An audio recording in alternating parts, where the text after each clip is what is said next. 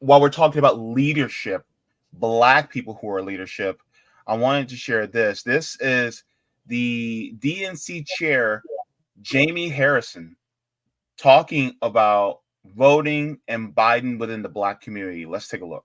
Numbers that we keep getting when we're talking about communities of color, Black voters. By the way, shout out to Shake Case Study QB doing the damn thing. Sorry. Especially, I mean, we're critical to Joe Biden's success in 2020.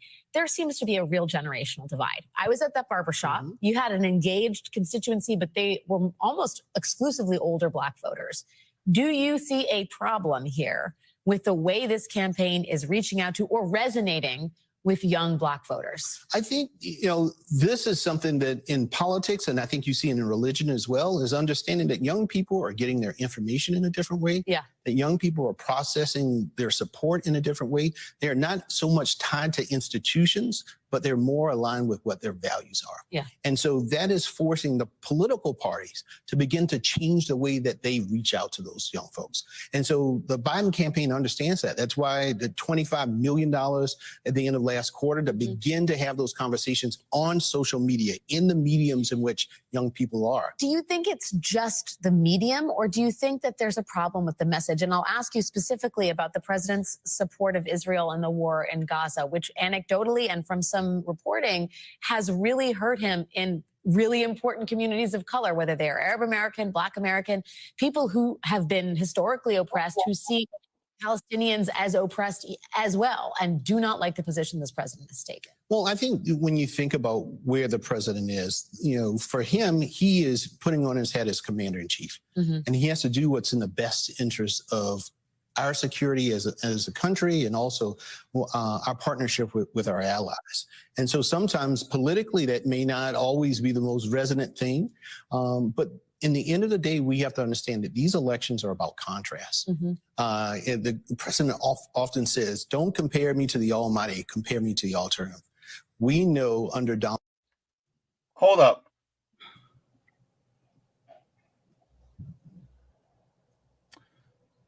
Sabs, Cam, Katie, can you guys, I don't know.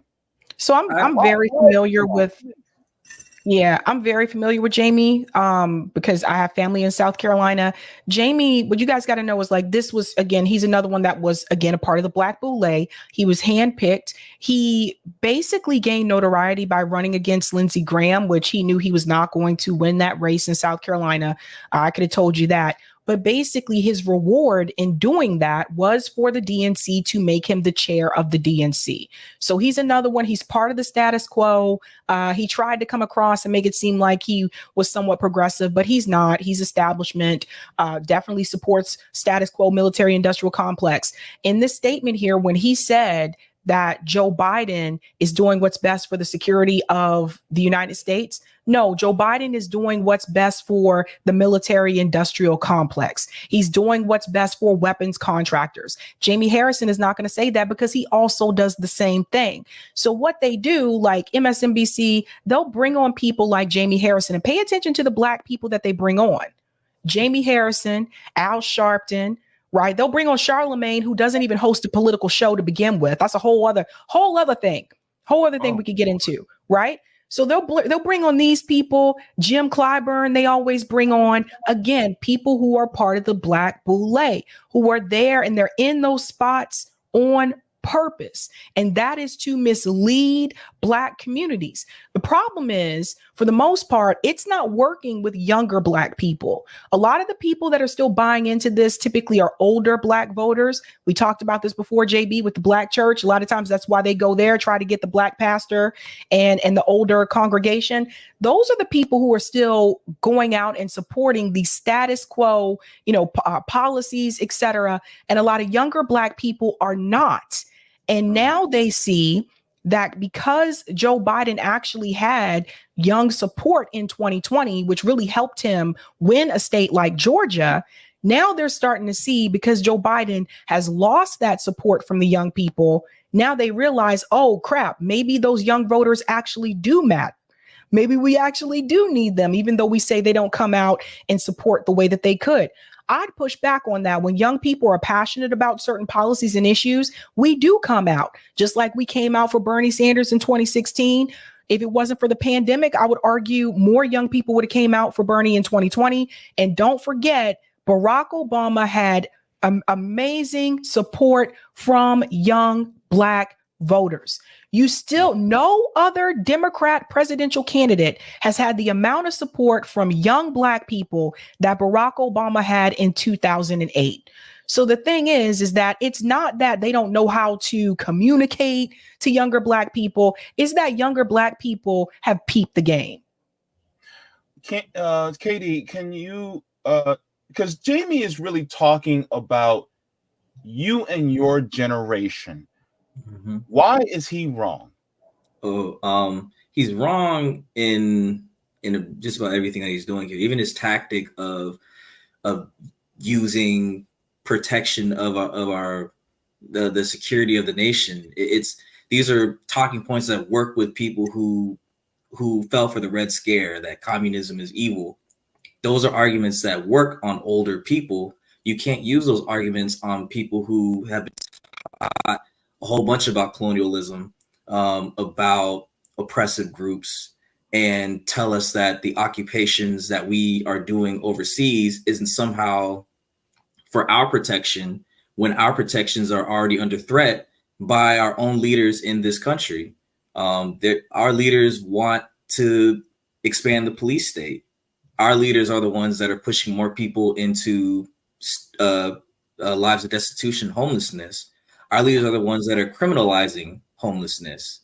Like there's this giant disconnect that they think they could use these same old talking points of America is good, so just trust me, bro, and that they can't.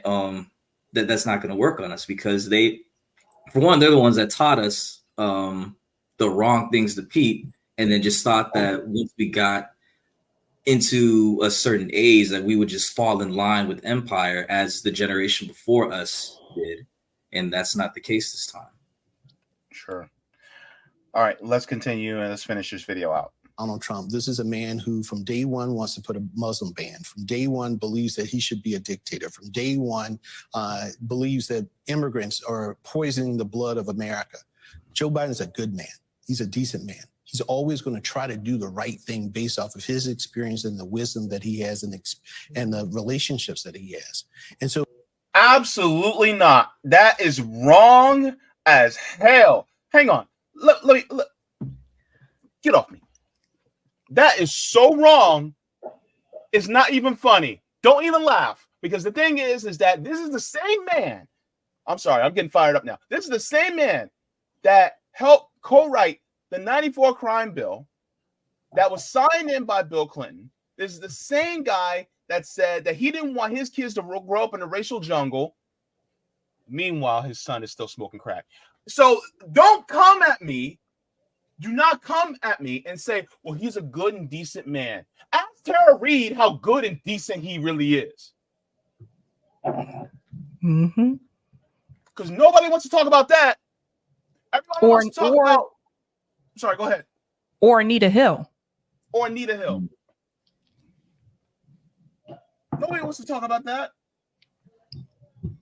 No, it all comes down to rhetoric. It all comes down to rhetoric. That's all people care about. He makes me feel good, therefore he's a good man. Nice. Yes. This man is a monster. And for anybody who thinks or says that he's a good and decent man, look, you smoking something, and whatever it is, I can't say on YouTube. God. Let's continue. Relationships that he has. And so he is also engaging with the communities that want different policies to say, listen, I want to hear from you. I want to talk with you. I want to figure out ways that we can work together in order to move this forward. And he's saying that to the corporations. You know what? Get out of my face, Jimmy. He's saying that to the corporations. That's basically what it is. He's not saying that to us. Remind me of what he said again when he had all those black leaders on a Zoom call and he was yelling at them. Now's not the time. Oh, that's crazy. Now's not the time. That's what we're always told. Now's not the time. Hell, what is Joe Biden's position on reparations? None. Anyone? None. Speaking of reparations, though, by the way, Jaime Harrison, the gentleman in that video, he was the same one that ran away from the black woman in South Carolina that asked him about reparations for Freedman. Mm-hmm. He ran away because he didn't want to answer her question. Because remember, Jim Clyburn said, vote for Joe Biden. We know Joe and Joe knows us. Mm-hmm. So her point was, you're the one, you and Jim Clyburn, you guys were the ones that told people in South Carolina to vote for Joe Biden. And he's not doing anything for the black community. And she's like, he's giving things to other people, but not giving anything to us.